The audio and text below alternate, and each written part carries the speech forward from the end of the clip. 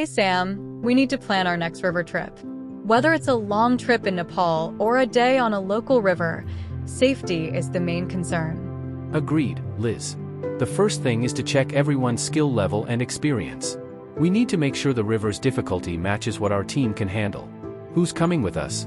I've got a few people in mind, but we need to make sure no one is out of their depth. It's crucial to paddle with supportive people. Remember that time we had to help someone who got in over their head and lost their confidence? I do. That's why we should pick rivers based on what the least experienced paddler can handle. Some rivers have sections of different difficulty levels, so everyone can enjoy it. Exactly. We also need to watch water levels. High water can make a river much more dangerous. Let's keep an eye on local gauges and the weather. Right. And we need to think about how remote the river is. The further away from help, the higher the stakes if something goes wrong. What about getting to and from the river? We need a good plan for that. Sometimes transport can be a hassle, especially in remote areas. We might need to hire local help or use a travel company. If it's abroad, we should check if our insurance covers whitewater boating and evacuations. Good point. We should also consider how everyone is feeling on the day of the paddle. Flexibility is key. Having multiple river options lets us adjust based on water levels and how people feel. We shouldn't push our luck on unfamiliar water. Absolutely. It's better to take a rest day if needed. By the way, should we use guidebooks or online resources for planning? Both are useful. Guidebooks give a solid overview, but online resources can offer up-to-date information. We should cross-check for accuracy. True. It's important to remember that it's our responsibility to assess the river conditions and not rely solely on guidebooks. They provide a rough idea, but our personal observation and judgment are crucial. And let's not forget about the river grading system. It helps us gauge the difficulty, but we need to understand the nuances, like the difference between high volume and steep creeks. Only with experience will we understand what a high-volume Grade 3 or Grade 5 feels like compared to a low-volume, steep creek. Exactly. The International River Grading System is quite helpful, but we need to dive into its specifics. It ranges from Grade 1 to Grade 6, with each grade representing increasing levels of difficulty and danger. Starting with Grade 1, it's the easiest level. It includes regular streams with small, regular waves and simple obstructions. Even complete novices can handle this grade as long as they stay away from overhanging trees. Grade 2 is the ideal grade for learning and honing basic whitewater skills. It involves irregular streams, medium rapids, small eddies, stoppers, whirlpools, and simple obstructions. The dangers are manageable and can be maneuvered around easily, provided they are recognized in time. Grade 3 ramps up the difficulty with high irregular waves, larger rapids, stoppers, eddies, whirlpools, and more significant obstructions like isolated boulders and small drops.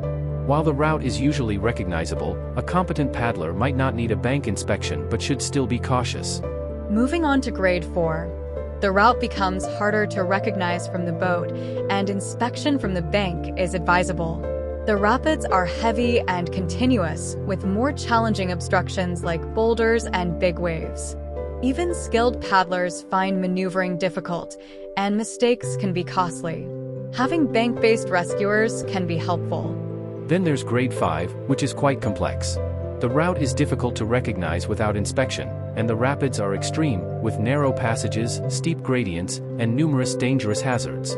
Staying on the chosen line requires high skill and a cool head. Mistakes can be very risky, so bank-based rescuers are usually necessary. Finally, Grade 6 is considered generally impossible and only navigable at specific water levels. The slightest mistake can involve severe risk to life. Even the most skilled paddlers need to be in top form to attempt these.